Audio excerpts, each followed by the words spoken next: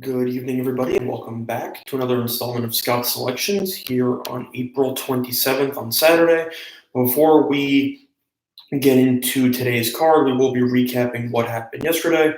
We picked up a nice win with the San Jose Sharks, winning in regulation at plus 120, as they ended up winning by a score of 5-2, which brings our record on the show to 23-16-2 for plus 5.9 units. Now, I was currently looking at tomorrow's betting card for about an hour or so, and I've reached the conclusion that I don't really like anything on the board, at least enough for me to give it out as a play of the day, which means even though we are coming off of back-to-back wins, we will be taking a quick break from the play of the day, and I will just be giving out my leans for the playoff games today in the NBA and the NHL.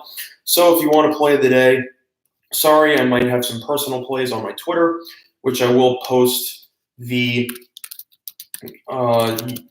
Twitter handle right there in the chat box if you want to add me there. I might add a couple of personal plays, whether it's on the MLB once I see the lineups, or whether it's on the UFC, as there's a huge fight night card tomorrow.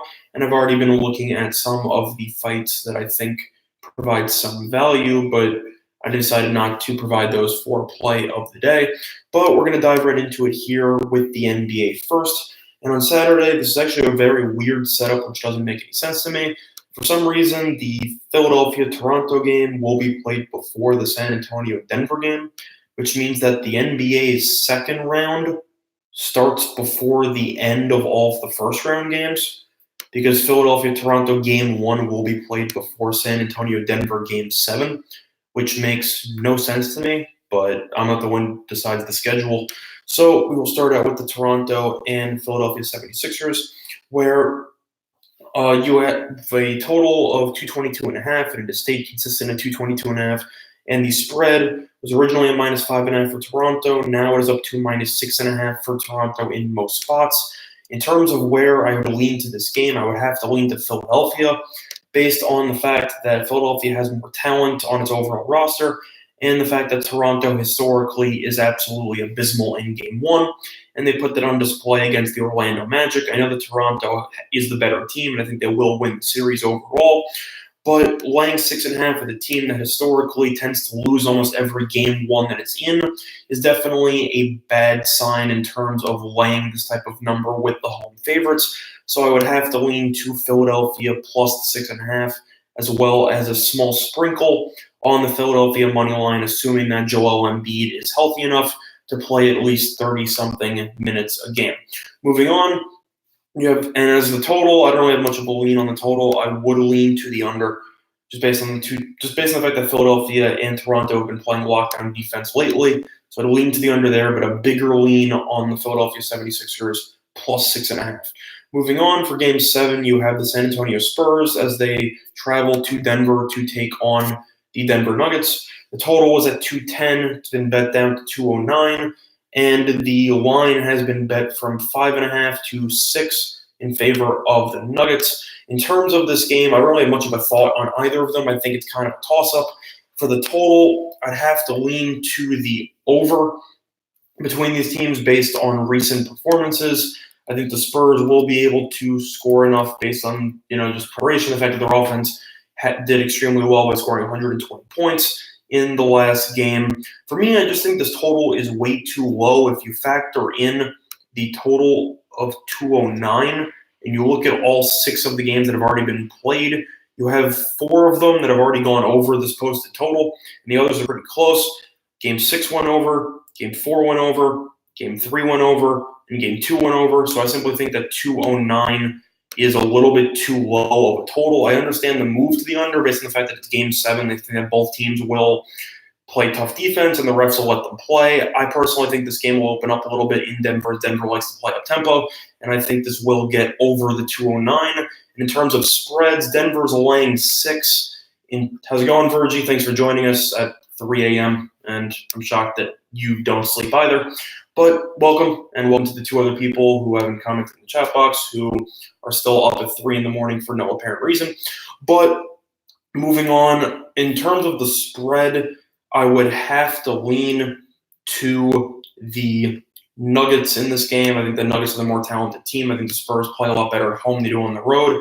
And I think that Jokic, after going for 43, 13, and 9 or so, the Spurs can't guard him. I think that he'll go off. I think Jamal Murray will go off.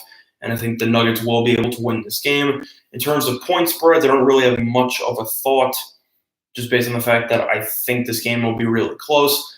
I'll lean to the Spurs plus the 6. I think Denver's going to win the game. But in terms of my favorite lean of that game, I would have to lean to the over 209, as I think this game should get into the 210s minimum. Now we'll move over to the 2 hockey games, which are on tomorrow, as we have the Dallas Stars taking on the St. Louis Blues at roughly 3 p.m. And in that game, St. Louis is currently laying roughly minus 140, and the total is over under 5. In terms of this game, a lot of juice to the under 5. I'd have to lean towards the juice there. I would personally take the first period under 1.5, even though the juice on that will be minus 150 or so. I think that will probably hit. I would also lean to the